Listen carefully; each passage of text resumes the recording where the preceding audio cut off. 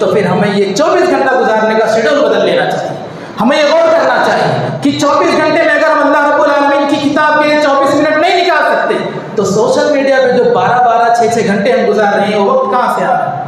आप जितनी मरतबा सोशल मीडिया खोलते हैं, हर मरतबा खोलने से पहले एक आयत, हर मरतबा बंद करने से पहले एक आयत पढ़ें। 1 महीने के बाद, 1 हफ्ते के बाद आप अपना मुहासबा करें, तो आपकी ज़िंदगी में कई ऐसी आयतें आ जाएंगी जिसे आपने कभी नहीं सुना होगा, जिसे आपने कभी नहीं पढ़ा होगा, लेकिन सिर्फ ये एक छोटा सा अमल जो 24 घंटे में 24 मिनट निकालने की बात है, आप अपने सोशल मीडिया में से निकालिए।